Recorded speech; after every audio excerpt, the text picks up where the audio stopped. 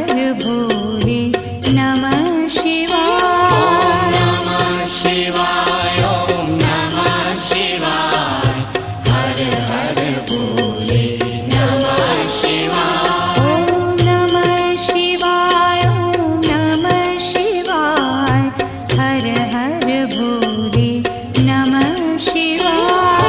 नमः शिवाय ओम नमः शिवाय हर हर भोले नमः शिवाय।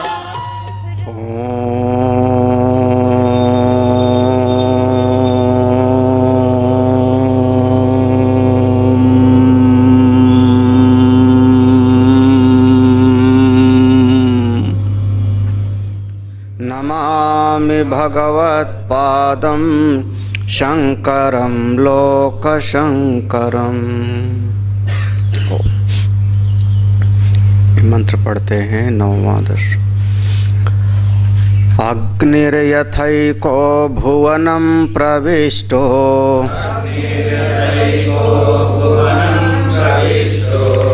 रूपं रूपं प्रतिरूपो बभूव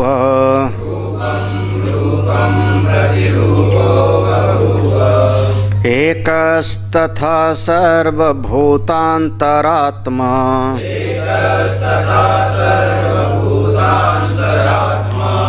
रूपं रूपं प्रतिरूपो बहिश्च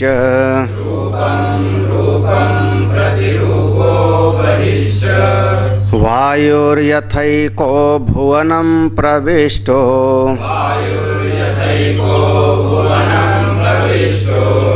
रूपं रूपं प्रतिरूपो बभूव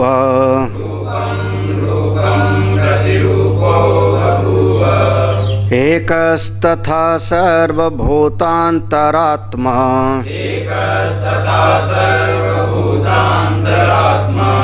रूपं रूपं प्रतिरूपो बहिश्च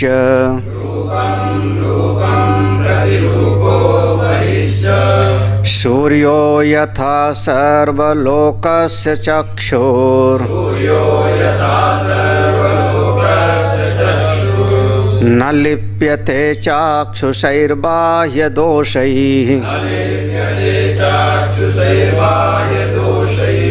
एकस्तथा सर्वभूतान्तरात्मा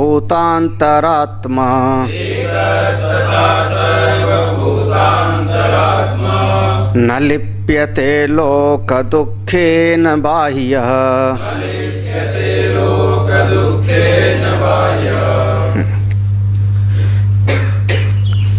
परम श्रद्धेय आत्मस्वरूप स्वामी जी महाराज, सभी संतजन, आत्मस्वरूप भक्तजन, श्रुति भगवती ने दो दृष्टांत दिया।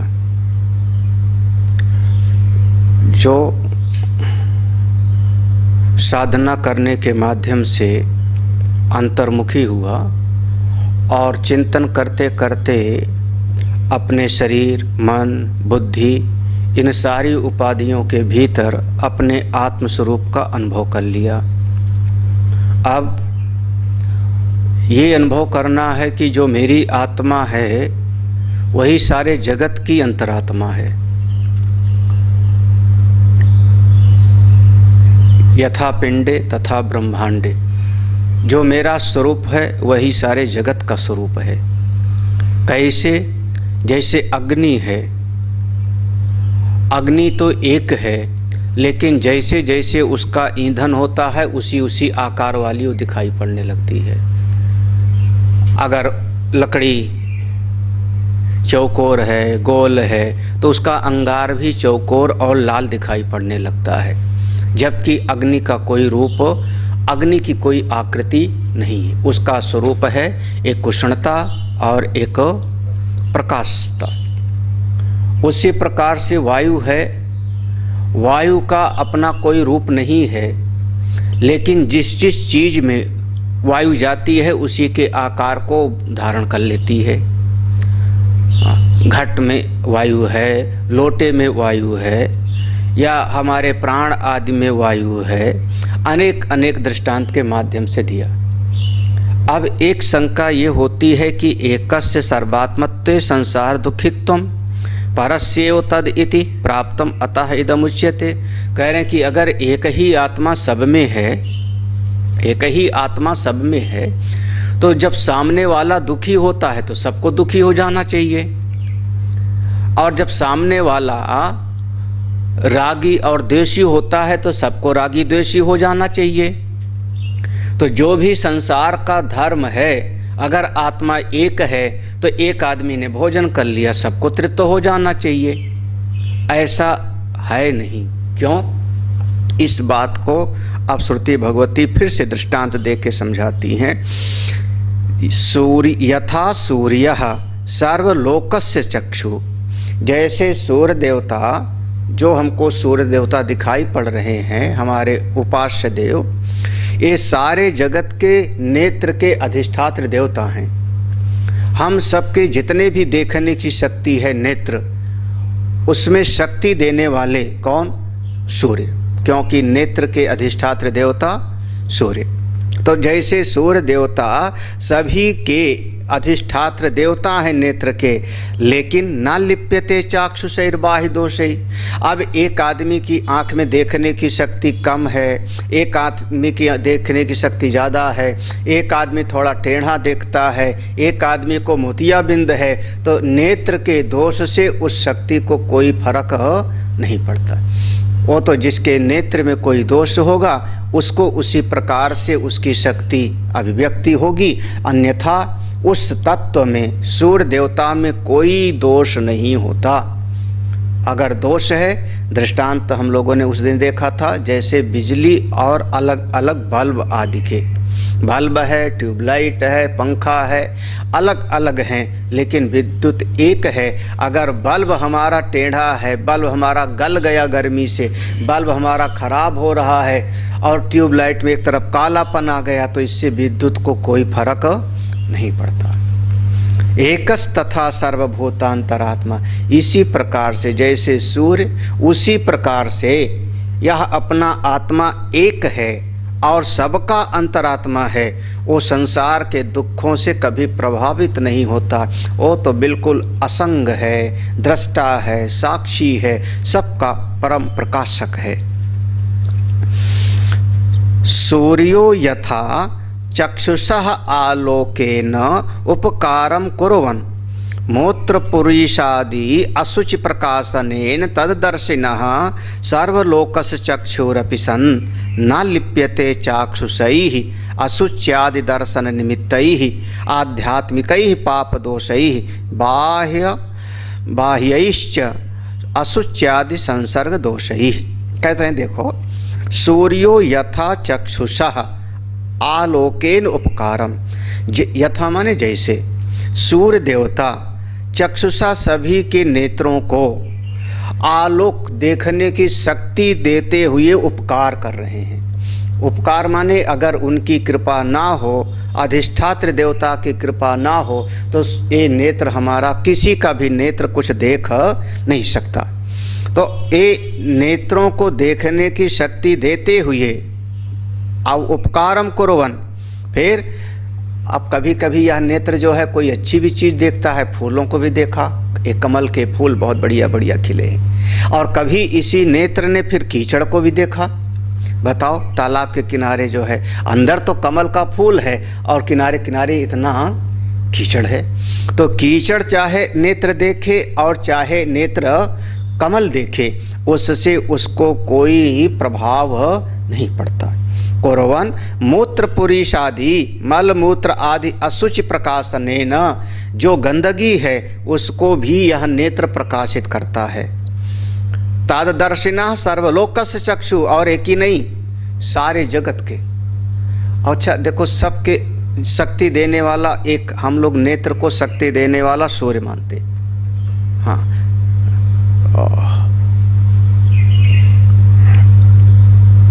अब एक ही समय में 5 लोग यज्ञ करते हुए देख रहे हैं, यज्ञ कर रहे हैं तो अपने नेत्र से यज्ञ देख रहे हैं, और एक ही समय में 5 लोग शराब खाने में बैठ करके शराब देख रहे हैं। तो नेत्र अलग अलग काम कर रहे हैं, लेकिन वह जो भीतर से प्रकाशक है, शक्ति देने वाला, वो इन सब से कभी भी लिपायमान नहीं होता। अभी अभी अभी वो जिसने शराब देखी अगले क्षण वो जो है अमृत देखेगा जाके। हाँ, अगले क्षण जो है अभी अभी हवन होते हुए देखा, अभी जाकर के कहीं पर लाठी डंडा चल रहे हैं उसको देख लेगा नेत्र। नेत्र देखते रहते हैं, भीतर वाला सबसे तटस्थ असंग रहता है। उसी बात को कह रहे हैं, तददर्शिना सर्वलोकस्य चक्षुसन, सर्वलोकस्य चक्षु अपि सन, सारे जगत के लोक, सारे जगत के नेत्रों का स्वामी होते हुए भी न लिप्यते चाक्षुषई, नेत्रों के अशुच्यादि दर्शन निमित्त ही, यह जो अशुद्धि आदि को देखने के कारण न लिप्यते, ये लिपायमान नहीं होता। आध्यात्मिक ही पाप दोष ही। अच्छा, अब यहाँ पर थोड़ा सा जो है एक और चीज आ गया। कभी कभी आपके भीतर ये भी तो पता होता है कि आज मेरे मन में गाली देने का भाव आ रहा है, मेरे मन में तो ऐसा आ रहा है कि इसको थप्पड़ मार दूं, लेकिन क्या करूं। हाँ, तो अभी अभी आपके मन में जो खराब वृत्ति आई उसको भी तो आप जान रहे हो ना, कि नहीं जान रहे। आध्यात्मिक ही पाप दोष ही माने बाह्यश्च, बाहर के अशुद्धि आदि और भीतर की भी अशुद्धि। मेरे मन में राग है, मेरे मन में द्वेष है, मेरे मन में अहंकार आया इस समय पर, अभिमान आया इस समय पर, मेरे मन में ऐसी वृत्ति आई कि इसको मैं सताऊं। तो अपने मन के समस्त वृत्तियों को भी आप देखे हो, लेकिन उनसे भी आप बिल्कुल तटस्थ हो, क्योंकि एक वृत्ति आई वो चली गई और दूसरी वृत्ति आई वो भी चली गई। अगर आप किसी एक चीज के साथ चिपक जाते तो दूसरी वृत्ति का ज्ञान न होता। देखो, एक ये सिद्धांत बार बार समझने के लिए, एक व्यक्ति अगर कहीं पर सड़क पर एक जगह पर खड़ा है,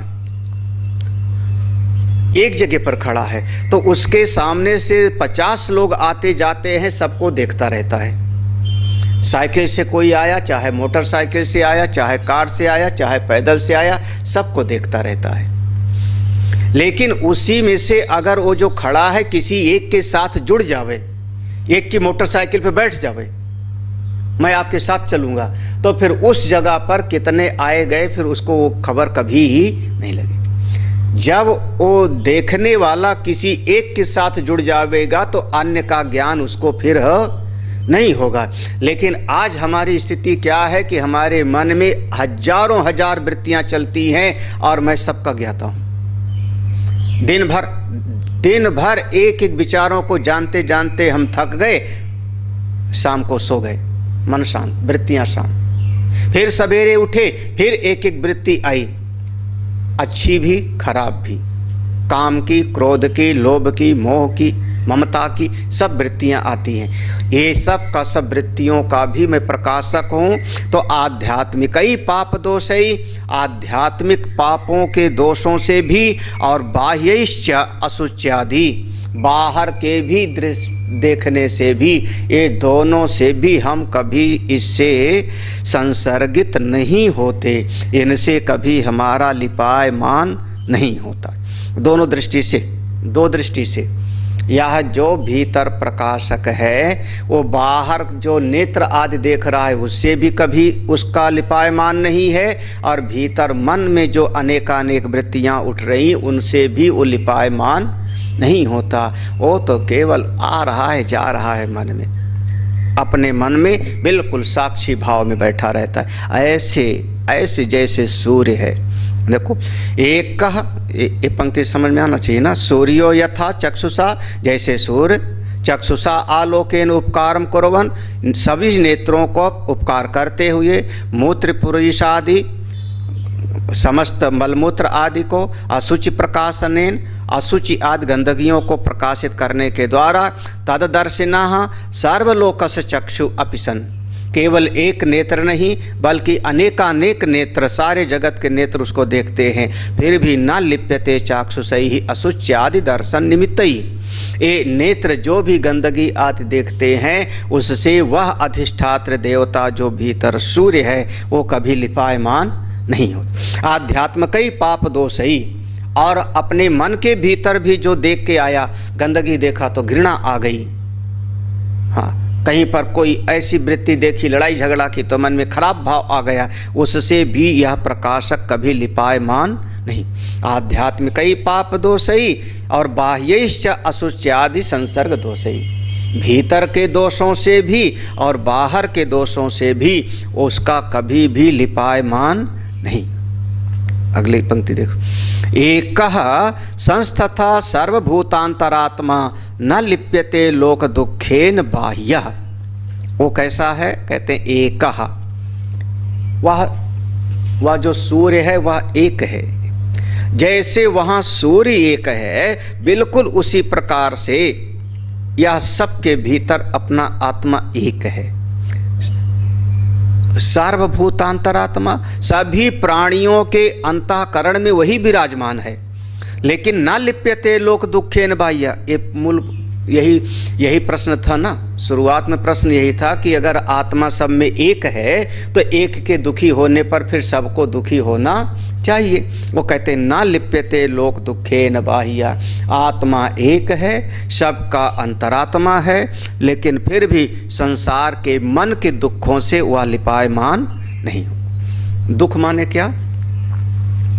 अब एक दुख की परिभाषा भगवान भाष्यकार बढ़िया करते हैं, यहाँ से थोड़ा ध्यान से समझना। दुख की परिभाषा, लोको ही अविद्यया स्वात्मनि अध्यस्तया काम कर्म उद्भवम दुखम अनुभवति न तो सा परमार्थता स्वात्मनि। लोकः, इस सारे जगत में अपने स्वरूप को नहीं जानता। अपना स्वरूप क्या? वो तीन वृत्ति है अपना स्वरूप, वो हमेशा याद रखना। अहम अस्मि, मैं हूँ, पहली वृत्ति, ठीक है, मैं हूँ। मैं अपने आप को जानता हूँ, ये दूसरी वृत्ति। और मैं अपने आप से प्रेम करता हूँ, इसमें कभी कोई परिवर्तन है? मैं हूँ, मैं अपने आप को जानता हूँ और मैं अपने आप से प्रेम करता हूँ। यानी मैं हूँ, ये हमारा सत स्वरूप है। मैं अपने आप को जानता हूँ, यह चित स्वरूप है। और मैं अपने आप से प्रेम करता हूँ, ये हमारा आनंद स्वरूप है। लेकिन नहीं जाना इस स्वरूप को, ये भाव नहीं जाना, और ना जानने के कारण फिर यह जो अपना सत स्वरूप था उसको हमने क्या समझ लिया? कर्ता भोक्ता। सत स्वरूप के अज्ञान से कर्ता समझा, चित स्वरूप के अज्ञान से ज्ञाता समझा, और आनंद स्वरूप के अज्ञान से फिर भोक्ता समझ लिया। अपने सत स्वरूप का बोध नहीं हुआ तो अहम कर्ता, चित स्वरूप का बोध नहीं हुआ तो अहम ज्ञाता, आनंद स्वरूप का बोध नहीं हुआ तो अहम भोक्ता। यही अविद्या के कारण अपनी आत्मा पर अध्यास हो गया। लोको ही अविद्या स्वात्मन अध्यस्तया। अच्छा, अब जब अपने आप को कर्ता ज्ञाता भोक्ता समझ बैठा, तब उसके भीतर एक ज्ञान हुआ। वो वाली चीज़ बहुत अच्छी है, हमारे पास तो है ही नहीं, वो चीज़ मिल जाए तो बहुत बढ़िया। अब उस चीज़ को पाने के लिए फिर करूं क्या? बोले परिश्रम करो। अब आ गया इस अज्ञान के ऊपर आया क्या? कामना और कर्म। तो अविद्या, काम और कर्म, ये तीन वृत्तियां आ गईं, और जब ये तीनों उद्भव हो गया तब दुखम अनुभवती, तब संसारी आदमी दुखी होता है। स्वरूप के अज्ञान से बाह्य जगत में शोभन का अध्यास, अपने भीतर अपूर्णता का अध्यास, और तब बाह्य जगत की कोई चीज़ की कामना और उसको प्राप्ति के लिए प्रयत्न, और वो प्रयत्न में सफल हो गया तो हर्ष, सफल नहीं हुआ तो विषाद। ये दोनों वृत्ति दुख देती है। हर्ष भी हम लोग दुख मानते हैं। बहुत ज़्यादा कोई आपके मन के अनुसार हो गया, बहुत हर्षित हो गए, वो भी शास्त्र की भाषा में एक प्रकार का दुख ही है, क्योंकि चित्त की शांति अवस्था को भंग करता है।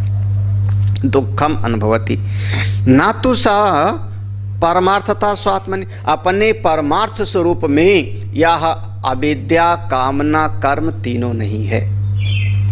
अविद्या, कामना और कर्म तीनों नहीं। जब तीनों नहीं है तो अपने स्वरूप में दुख ही नहीं है। सब का सब किससे आया? अविद्या से। समझ में नहीं आया?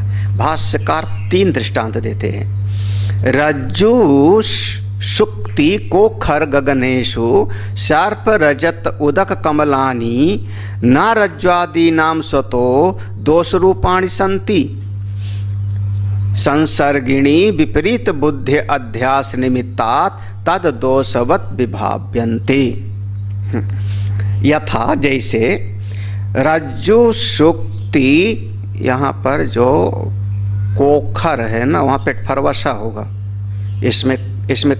इसमें खा छपा हुआ है। हाँ, वहाँ सा छपा है ना, पेट फार। हाँ, यहाँ पर खा छपा हुआ है। तो रज्जु सुक्ति का ऊषर, रज्जु सुक्ति का ऊषर गगनेशु, या दृष्टांत दिया। कितने दृष्टांत हो गए? 4। तो ये चारों में क्या क्या देखो, क्या क्या हुआ? रज्जु में सर्प बुद्धि, सुक्तिका में रजत बुद्धि। उसके तुरंत बाद दोनों को मिलाओ, हाँ, है ना। रज्जु सुक्तिका ऊषर गगनेशु, उसके बाद आया सर्प रजत उदक कमलानी, है ना। तो रज्जु में सर्प बुद्धि आ गई, सुक्तिका में चांदी की बुद्धि आई, ठीक है, रजत। ऊषर में जल की उदक, रजत के बाद उदक है, हाँ, समझ में आ रहा है? सर्प रजत उदक, हाँ, ठीक है, उसमें जल की बुद्धि आ गई।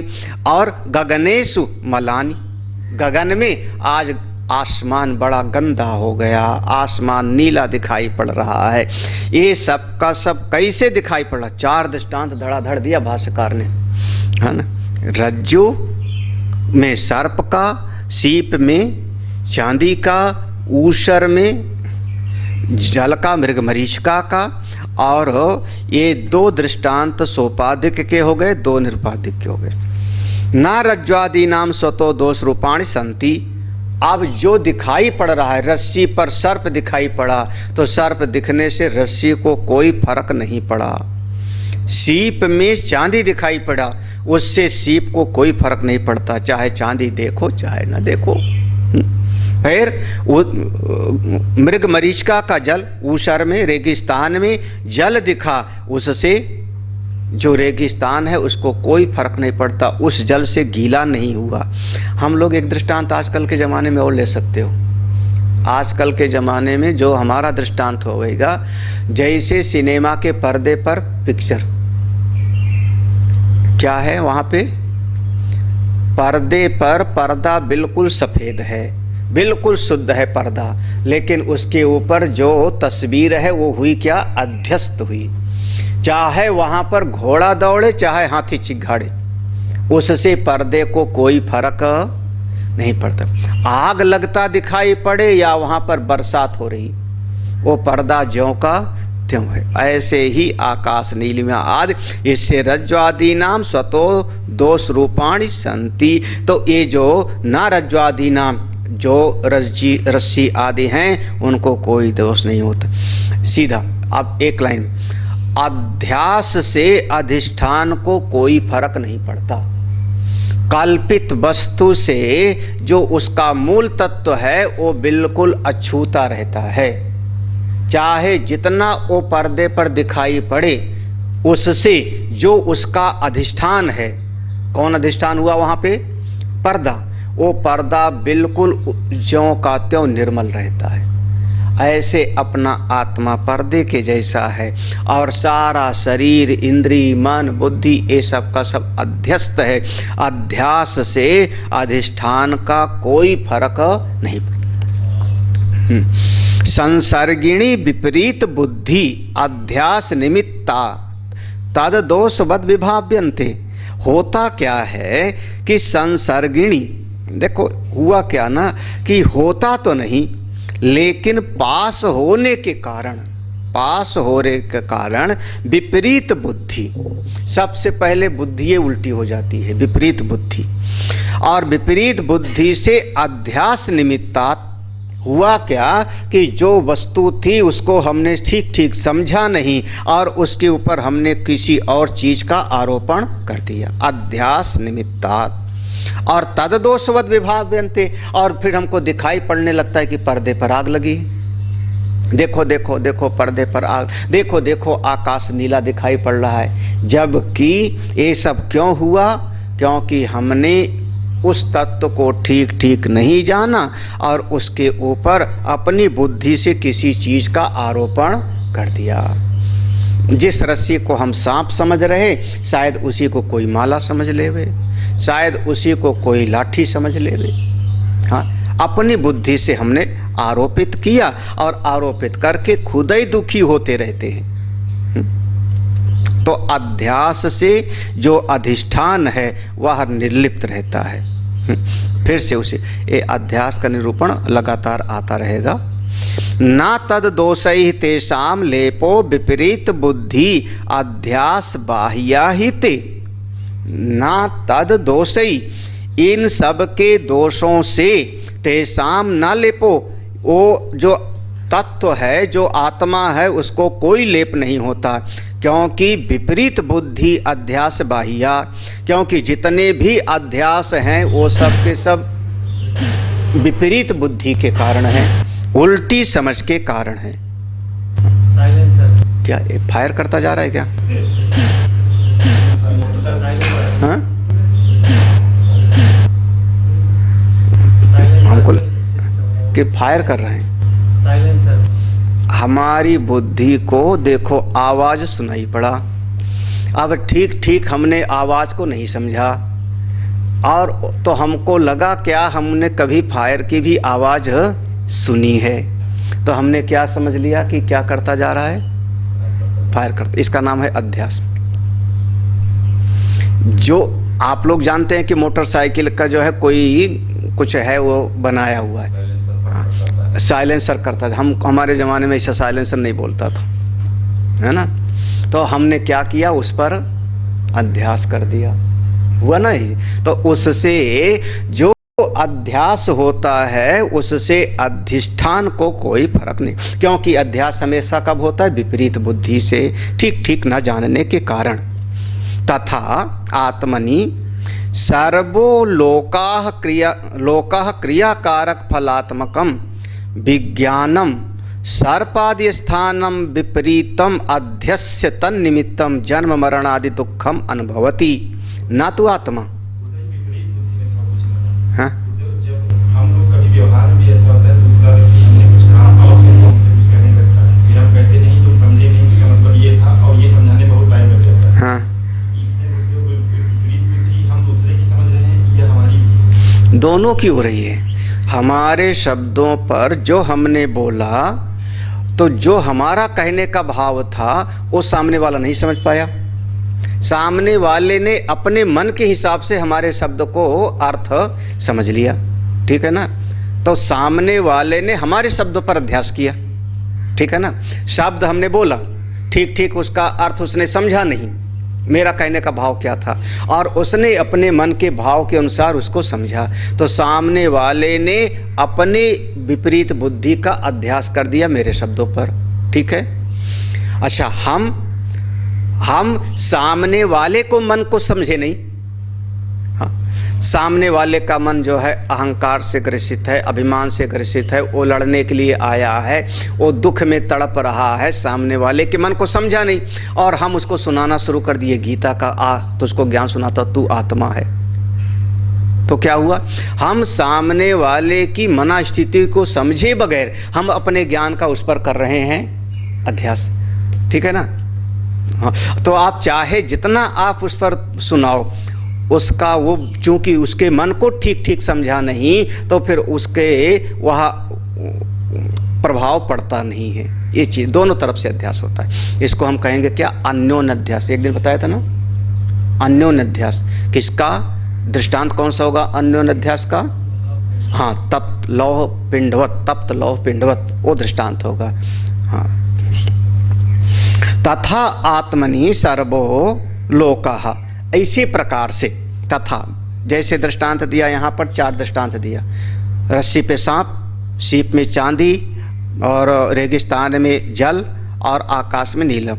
ये स्वरूप को ठीक ठीक नहीं जाना, तो उस पर हमने अध्यास किया, पहली चीज़। दूसरी चीज़ कहा कि वो अध्यास करने पर भी अधिष्ठान को कोई प्रभाव नहीं पड़ता। दो बात कही।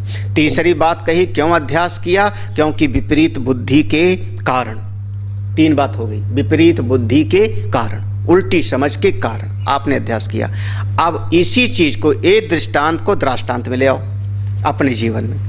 तथा आत्मनि, इसी प्रकार से आत्मा में सर्वोलोकः, सारे जगत के लोक, क्रिया कारक फलात्मक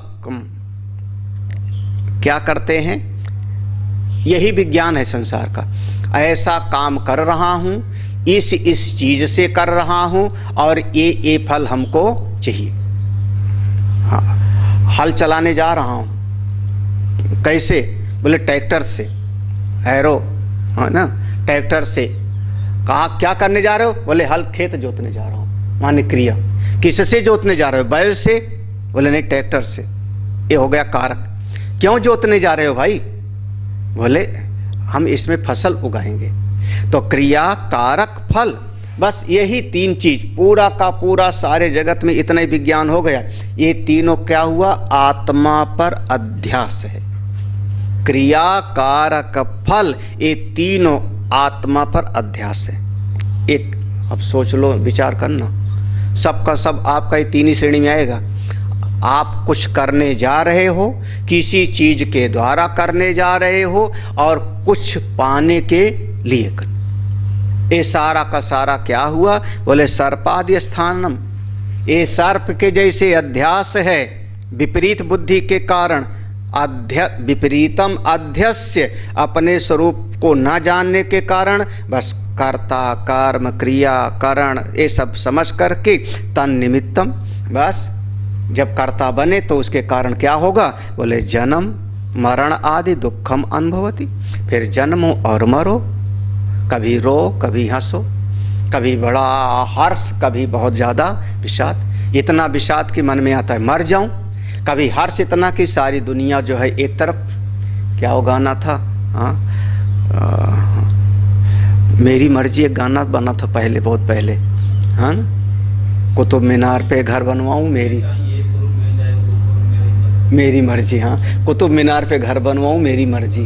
हाँ, अब लोग कुछ भी करो, क्योंकि इतना हर्षित हो रहा है। तो ये सब क्या हुआ, बोले तमाम तरह का अनुभव करता है, जन्म मरण आदि दुखम अनुभवती। ये सब का सब ना तू आत्मा, ये आत्मा पे नहीं। वहाँ से समझिए फिर से इस पंक्ति को यहाँ तक फिर से ले आओ। तथा आत्मनि, यहाँ से इसी प्रकार से जैसे वो चार दृष्टांत दिया था, चार दृष्टांत में तीन बात बहुत मुख्य रूप से, हाँ वो चार दृष्टांत दिया था ना, याद रखना। क्या चीज दिया था कि जितनी अध्यस्त वस्तुएं हैं, अध्यास से अधिष्ठान को कोई फर्क नहीं पड़ता, ठीक है ना। जो कुछ है इस जगत में सब अध्यास है। अध्यास से अधिष्ठान बिल्कुल निर्लिप्त रहता है। अध्यास क्यों हुआ, बोले विपरीत बुद्धि के कारण, ठीक है ना। हाँ, रस्सी पर सर्प, आकाश का नीलापन। अब उसी को दृष्टांत में अपने भीतर ले आए, दृष्टांत में आत्मनि सर्वोलोकः, उसी प्रकार से अपनी आत्मा पर, आत्मा को न जानने के कारण फिर क्रियाकारक फल को अध्यास कर देते हैं। और सर्पादि स्थानी, जैसे सर्प, रस्सी को सर्प समझ लिया, उसी प्रकार से विपरीत समझ लेते। फिर तन्निमित्तम, जब क्रियाकारक फल हो गया तो उसके कारण जन्म मरण आदि दुखम अनुभवती, तमाम तरह का फिर जो है शोक मोह शुरू हो जाता है। जन्मे मरे न तु आत्मा सर्वलोकात्मा अपि सन विपरीत अध्यारोप निमित्तेन लिप्यते लोक दुखेन। करें ना तु आत्मा, आत्मा को कोई दुख नहीं होता। अरे सर्वलोकात्मा अपि, सारे जगत की आत्मा है वो। सर्वलोकात्मा अपि सन, सारे जगत की आत्मा है। अरे विपरीत अध्यारोप निमित्तेन, उल्टा चाहे जितना आप अध्यारोप करते रहो, लिप्यते ना लोक दुखेन, किसी भी प्रकार से उसको कोई प्रभाव नहीं पड़ता। लिपायमान, जैसे वही दृष्टांत ले आओ फिर से वही दृष्टांत। सर्प के कारण रस्सी पर कोई फर्क नहीं पड़ता। ये रस्सी सर्प को पकड़ के रखना है, हाँ है ना। रस्सी या मृग मरीचिका के जल से रेगिस्तान को कोई फर्क नहीं पड़ता। हमने दृष्टांत लिया कि पिक्चर के चलने से उस पर्दे को कोई फर्क नहीं पड़ता, ना वह पर्दा उससे घटता है ना पर्दा बढ़ता है। जब पिक्चर में हमको बरसात दिखी तो पर्दा गीला भी नहीं हुआ, बिल्कुल उसी प्रकार से आत्मा सारे जगत की आत्मा है। अच्छा, वो पर्दे पर 500 आदमी की भीड़ थी और एक नेताजी भाषण दे रहे थे पर्दे पर। हाँ, एक नेता खड़े होकर भाषण दे रहे हैं, 500 की भीड़ है, कुल संख्या हो रही 501। सबके मूल में एक ही पर्दा है कि अलग अलग? हाँ, अब कोई समझ रहा है, कोई हाथ उठा रहा है, कोई ताली बजा रहा है, कोई हूटिंग कर रहा है, व्यवहार अलग अलग दिखाई पड़ रहा है, लेकिन सबके मूल में पर्दा तो एक ही है। बिल्कुल उसी प्रकार से सारे जगत की आत्मा एक है और यहाँ व्यवहार से उसको कोई फर्क नहीं पड़ता। कुताहा, कुताहा कहाँ पर अध्यास हुआ? बाह्या, बाहर के। रज्ज्वादिवत एव विपरीत बुद्धि अध्यास बाह्यो ही सह इति। अध्यास कहाँ हुआ? अध्यास कहाँ हुआ? कह रहे हैं बाह्या, बाहर ही सब है। रज्ज्वादिवत एव, वह सर्प को जब हमने रस्सी पर समझ लिया उल्टे से, तो वास्तव में रस्सी पर सांप लिपट नहीं गया था, लिपटा नहीं था। विपरीत बुद्धि, हमारी बुद्धि में सर्प का भाव आया था। रस्सी तो पहले भी जैसी थी, अभी भी वैसे है, आगे भी वैसे रहेगी। सर्प कहाँ, अध्यास कहाँ हुआ? बुद्धि में हुआ।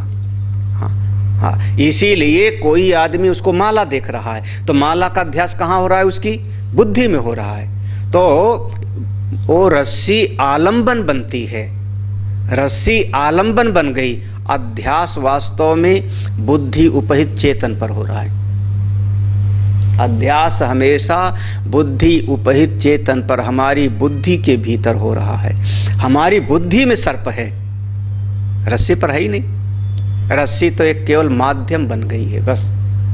हाँ, अच्छा, जो आदमी ने फिर सर्प कभी नहीं देखा हो, उसके चित्त में सर्प का संस्कार ना हो, वो फिर सर्प का कभी अध्यास नहीं करेगा ना। तो हमारी बुद्धि के भीतर जो पूर्व का संस्कार है वो आकर के उद्भूत हो गया बुद्धि में, और वह जो हमारा बुद्धि उपहित चेतन है, बुद्धि उपहित चेतन है, वह सर्पाकार बन गया। आलंबन बना था गोल गोल सा, बस आलंबन बना था। वास्तव में सर्प पर वो है ही नहीं, इसलिए वह रस्सी पर, इसलिए रस्सी को कोई फर्क नहीं। उस बात को यहाँ रज्ज्वादिवत एव विपरीत बुद्धि अध्यास बाह्यो ही सय, रस्सी से बाहर है अध्यास, रस्सी पर नहीं है। रस्सी से नहीं है, कहाँ पर है? हाँ, कहाँ पर है? बोले बुद्धि में है, बुद्धि में है। हाँ, और बुद्धि की विपरीतता के कारण है। तो अध्यास हमेशा तत्व पर नहीं है, अध्यास अधिष्ठान पर नहीं है, हमारी समझ में है, और उस समझ के कारण फिर जीव दुखी होता है। और क्या? सीधा अब मंत्र का पूरा अर्थ, मंत्र का पूरा अर्थ कि अपना आत्मा सबकी आत्मा है। हमारी आत्मा और पशु आदि की आत्मा में, चेतन सत्ता में कोई भेद नहीं। भेद है तो केवल उपाधि में, चिदाभास में, अंतःकरण की उपाधि में। आत्मा हमारी एक होते हुए भी संसार के दुखों से कभी लिप्त नहीं होती। क्यों? क्योंकि जितने भी क्रियाकारक फल आदि हैं वो सब हमारी बुद्धि के द्वारा आरोपित होते हैं अपनी आत्मा पर। आरोपित देखो, जैसे किसी ने कहा मैं दुखी हूं, शब्द क्या बोल रहा है? मैं दुखी हूं, मैं दुखी हूं। हमने शुरुआत में कहा तीन वृत्ति का कभी फर्क नहीं पड़ता। मैं हूं, याद है ना? मैं हूं। फिर दूसरा था मैं अपने आप को जानता हूं, और तीसरा था मैं अपने आप से प्रेम करता। ठीक है ना? तो एक ने कहा मैं दुखी हूं। अब यहां पर देखो ना, बीच में मैं हूं के बीच में एक चीज को ले आया। मैं पहला शब्द, हूँ आखिरी शब्द, इसमें कभी कोई फर्क नहीं पड़ रहा है। और बीच वाला जो हो रहा है उसमें फर्क पड़ता जा रहा है। मैं बालक हूँ, मैं युवा हूँ, मैं विद्यार्थी हूँ, मैं अध्यापक हूँ, मैं पिता हूँ, मैं माता हूँ, मैं रागी हूँ, मैं मनुष्य हूँ। किस में फर्क पड़ रहा है? मैं हूँ ये ज्यों का त्यों है, और इसके बीच में आपने एक चीज को बीच में लगातार चिपकाए जा रहे हो, और वो चिपकाते चिपकाते एक दिन वो हट जाता है। आज कह रहा था कि मैं बालक हूं, अब बालकपन चला गया, अब क्या कहता है? मैं युवा हूं। मैं युवा हूं वो हट गया। क्यों हट गया? क्योंकि वो आपके साथ चिपका ही नहीं था कभी, वो तो केवल अध्यास था। अब क्या कहने लगे? मैं वृद्ध हूं, फिर मैं बीमार हूं। मैं हूं तो है ज्यों का त्यों है ना, मैं हूं, और बीच में जो आ रहा है वो अध्यास है। किस पर आ रहा है? उस मैं के ऊपर। ठीक ठीक न जानने के कारण मूल रूप से अपनी आत्मा इससे कभी प्रभावित नहीं होती। मैं बीमार हूं, बिल्कुल सही, आपको लगता है तो आपका शरीर बीमार है, मैं नहीं। आपने नासमझी के कारण शरीर को मैं मान लिया है ना, शरीर को मैं मान लिया, इसी कारण से आप कह रहे हो कि मैं बीमार हूं। किमचा, फिर से अगला मंत्र फिर से एक बात कहता है, इसी बात को। ये मंत्र ठीक ठीक हो गया तो आगे बढ़े। एको वशी सर्वभूतांतरात्मा,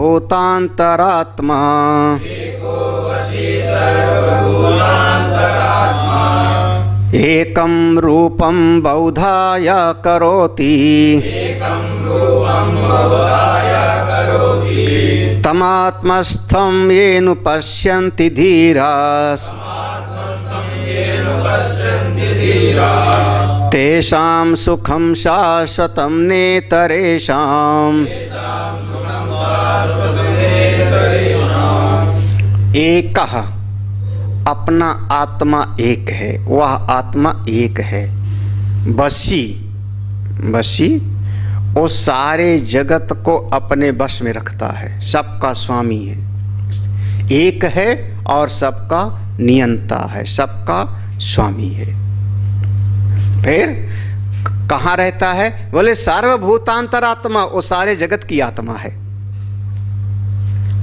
वो एक ही, लेकिन रूपम बहुधा, अनेक अनेक रूप में वो अपने आप को दिखाने लगता है। दृष्टांत में ले आओ मिट्टी को। मिट्टी कह सकती मैं एक हूं, मिट्टी कह रही मैं एक हूं।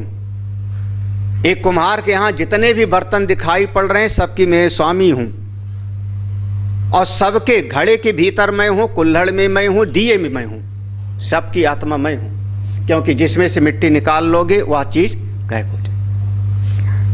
मुझसे ही ये तमाम तरह के हजारों दिया बनाया इसने। है क्या? केवल एक मिट्टी, मिट्टी ही दिया, कुल्हड़, घड़ा, सकोर हमें दिख रहा है।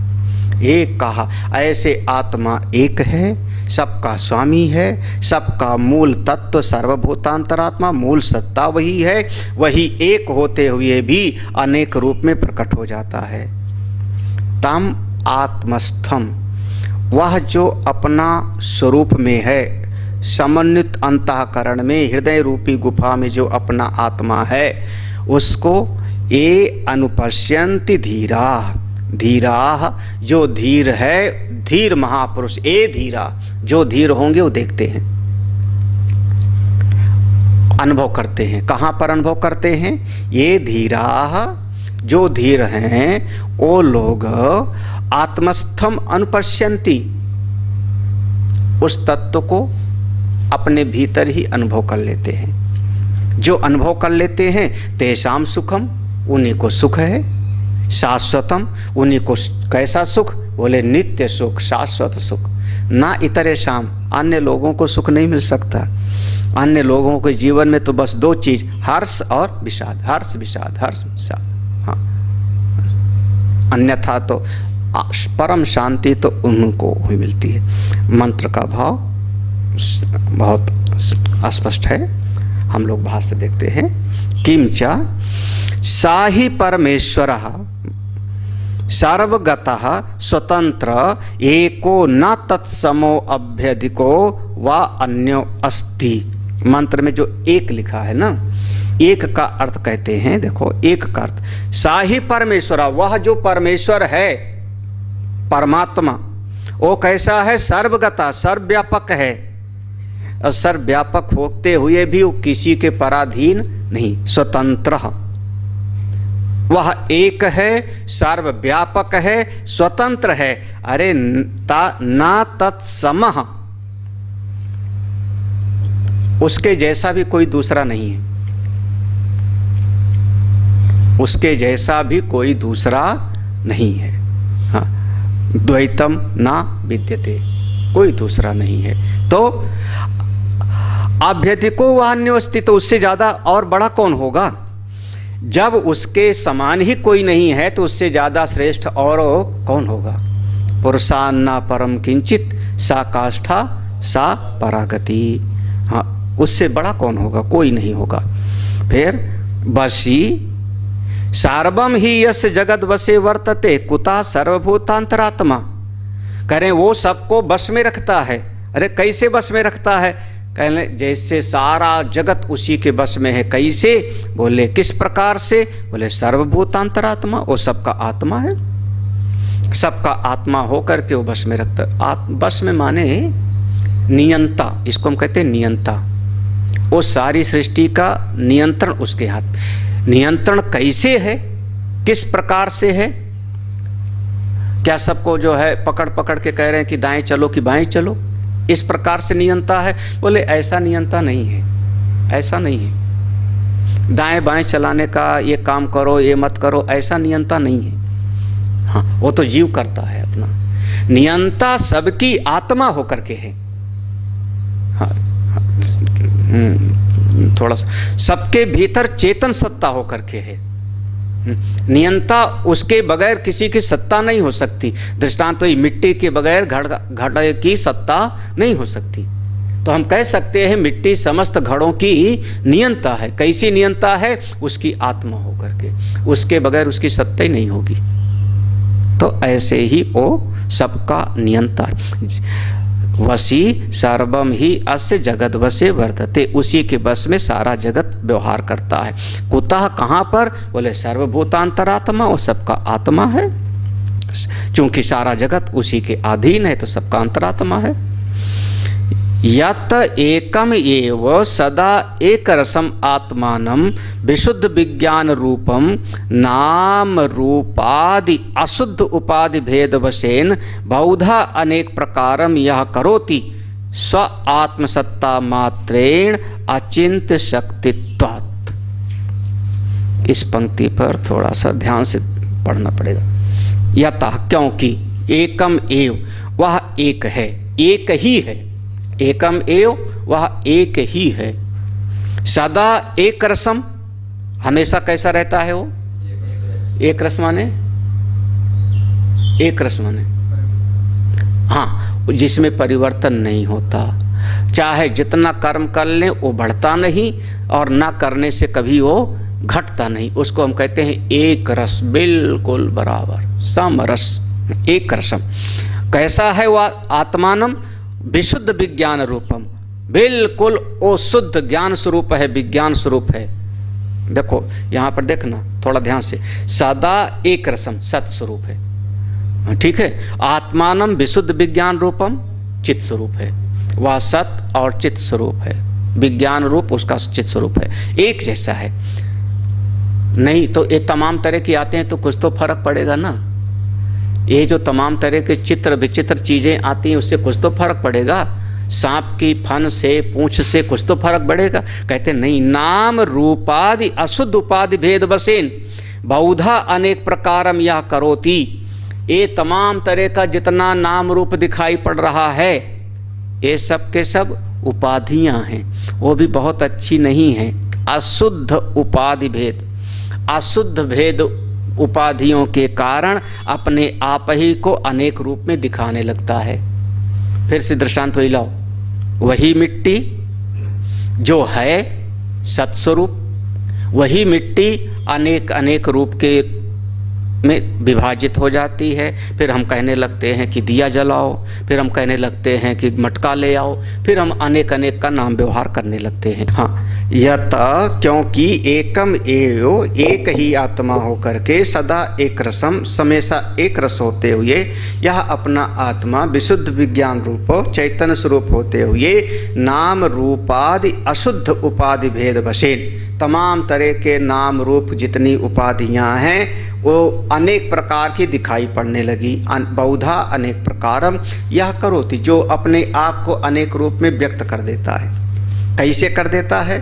स्वात्म सत्ता मात्रेण अचिंत शक्तित्वात्, अपनी सत्ता मात्र से सबको सत्ता देते हुए ही अपनी एक अचिंत शक्ति, कौन सी? माया शक्ति के द्वारा तमाम नाम रूप में दिखाई देने लगता है। अब यहाँ पर ले आओ इस बात को समझने के लिए, वह फिर से समझो, सद यतः एकम यो, वह एक है, सदा एक रसम, हमेशा एक रस है, आत्मानम विशुद्ध विज्ञान रूपम, वो ज्ञान स्वरूप है।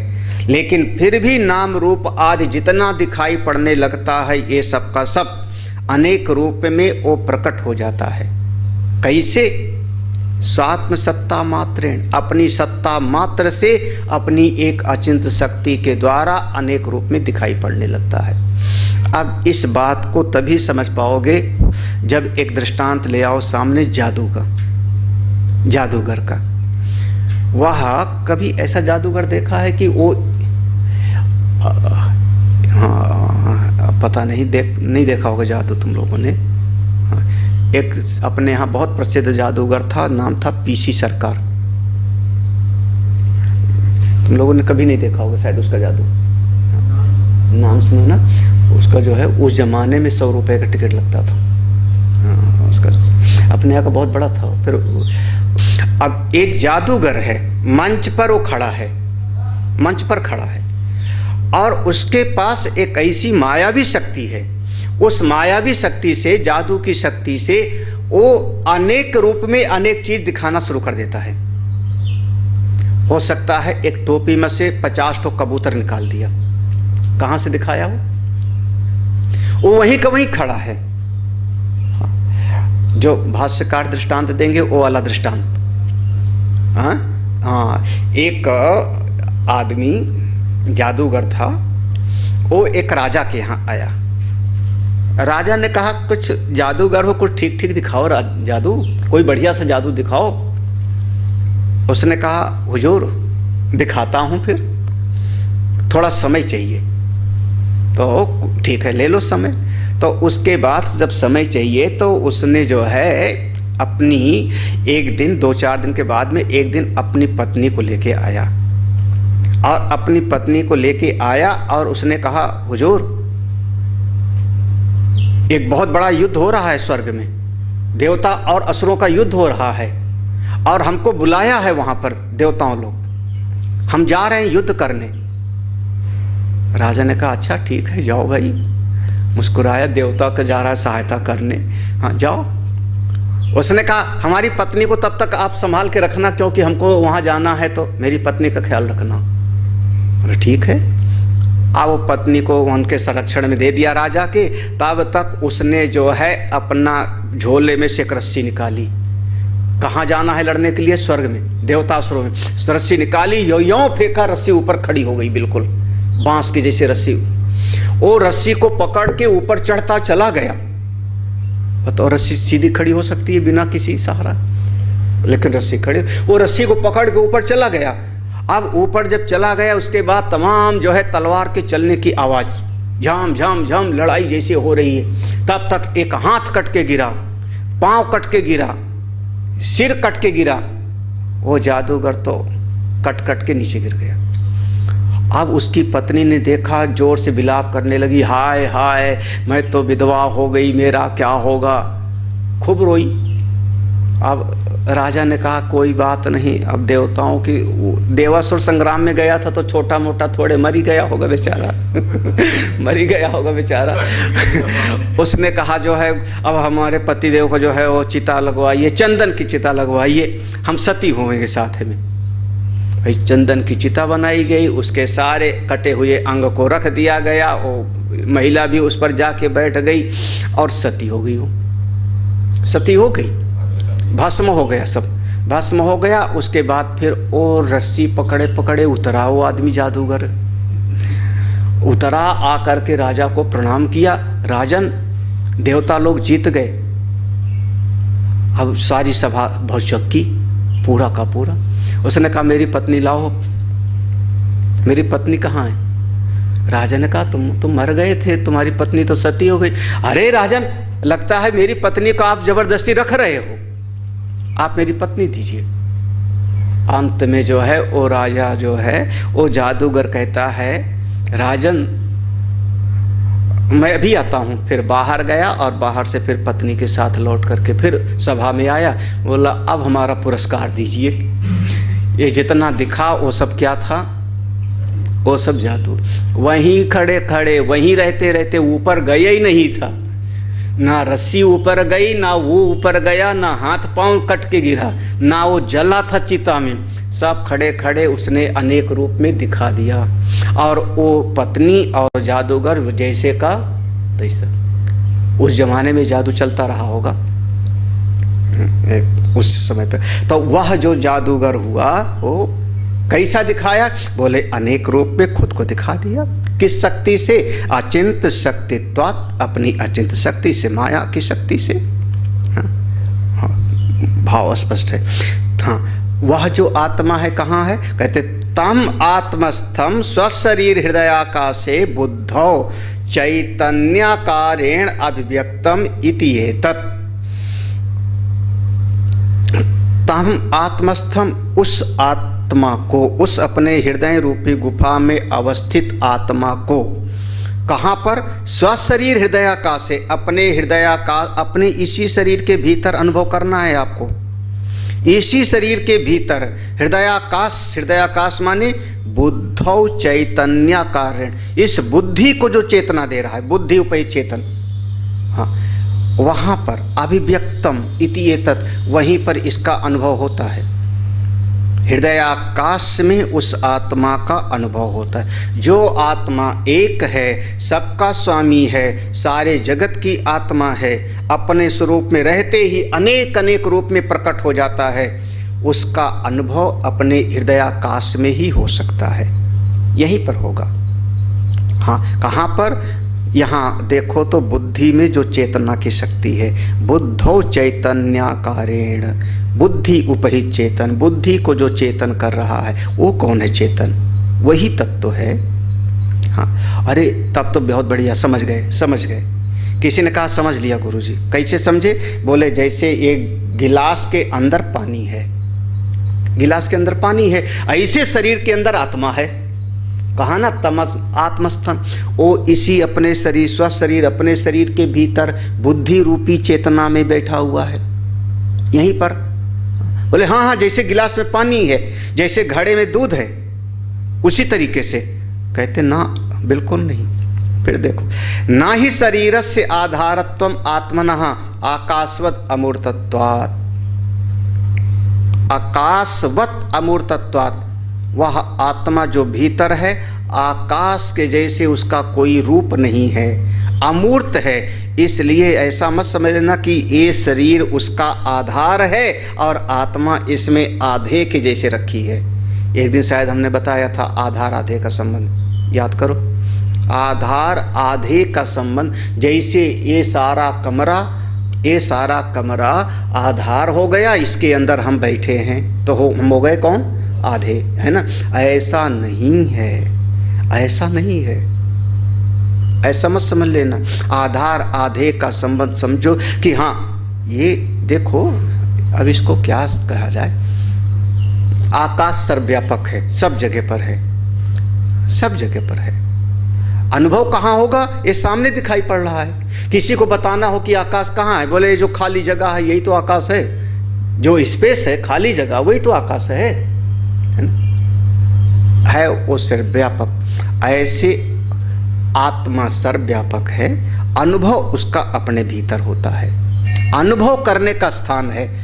ये न समझ ले में कि शरीर के अंदर आत्मा रखी हुई है, ऐसा ना समझ ले मैं, अगर ऐसा समझ लेंगे तो वह एक दूसरा भ्रम हो जाएगा, अमूर्तत्वात्, क्योंकि वह आत्मा, वह उसका कोई आकार नहीं है, अमूर्त है। तो कैसा है फिर भीतर, कैसा है? कहते हैं आदर्शस्थम मुखमिति यद्वत्। आदर्श कहते हैं दर्पण को, शीशे में। शीशे में जैसे हमको अपना चेहरा दिखाई पड़ता है, दर्पण में हमको अपना प्रतिबिंब दिखाई पड़ता है, झलकता है, लेकिन दर्पण में आपका चेहरा घुस नहीं गया है। आप नहीं कह सकते हो कि दर्पण के अंदर मेरा चेहरा चिपक गया है। हाँ, दर्पण में आप प्रतिबिंबित हो रहे हो, लेकिन दर्पण में आप बैठ नहीं गए हो। बिल्कुल उसी प्रकार से बुद्धि रूपी चैतन्यता में, अंतःकरण में स्वरूप का साक्षात्कार होता है, लेकिन वहां पर वो बैठा हुआ नहीं। तम एतम ईश्वरम आत्मानम, वाह, ये पंक्ति तो थोड़ा ध्यान से समझने लायक है। तम एतम ईश्वरम आत्मानम ए निवृत्त बाह्य वृत्तयो अनुपश्यन्ति आचार्य आगम उपदेशम अनुसाक्षात अनुभवन्ति धीराः विवेकिनः तेषां परमेश्वर भूतानां शाश्वतं नित्यं सुखम आत्मानंद लक्षणं भवति ने इतरेषां बाहि आसक्त बुद्धीनां अविवेकिनां स्वात्मभूतम अपि अविद्या व्यवधानात्। तम एतम, इस ईश्वर को, तम माने उसको, तम कहते हैं उसको, एतम माने इसको। देखो कैसा है ना, हाँ, देखो मंत्र में ही है ये शब्द, ये शब्द मंत्र में है, तम आत्मस्थम। तम माने उसको, जिसको अभी तक बता रहे थे कि वो परमात्मा एक है, सर्वस्व, सबको बस में करता है, वो दूर मत समझना। कौन? वह इसको अपने भीतर जिसका अनुभव होता है। तम तम एतम ईश्वरम, ये कौन है? वही ईश्वर है। ईश्वर कौन? बोले आत्मानम, या जो अपना आत्मा बन करके है। हाँ, अब कहीं सातवें आसमान पर ईश्वर की कल्पना ना हो जाए। देखो, तम उस ईश्वर को, एतम आत्मानम, अपनी आत्मा के अनुरूप, अपने आत्मा के भाव से ये जो जान लेता है। मंत्र में ये शब्द है, ये शब्द की व्याख्या करते हैं निवृत्त बाह्य वृत्तयो अनुपश्यन्ति, जिसका बाह्य जगत में उसका बहुत ज़्यादा मन का भटकना निवृत्त हो गया है। निवृत्त बाह्य वृत्तयः, बहिर्मुखता की वृत्ति जिसकी शांत हो गई है। हाँ, वो कौन सा? परांच खानी बेतृण स्वयंभू या पराचा कामान अनुयंती बाला। अब बाहर की तरफ उसकी वृत्ति जिसकी नहीं जानती, वही जान पाता है। फिर कैसे जान देखता है? बोले उपाय क्या है? आचार्य आगम उपदेशम अनुसाक्षात अनुभवंती। केवल दो ही तरीका है, आचार्य और आगम। शास्त्र और आचार के उपदेश से ही इसका साक्षात अनुभव होता है। जो अनुभव कर ले ते धीरा, वही धीर है। धीरा विवेकिना, वही विवेकी है। तेषां परमेश्वरम भूतानाम, उसी को इस परमेश्वर तत्व का, आत्म तत्व का शाश्वत सुख, नित्य सुख की प्राप्ति होती है। शाश्वतम नित्यम सुखम आत्मानंद लक्षणम, अपने आत्मानंद को प्राप्त करता है जी। ऐसा कोई विषया सुख नहीं है। कौन सा सुख? जो सुख नित्य होता है, वह अपना आत्मानंद।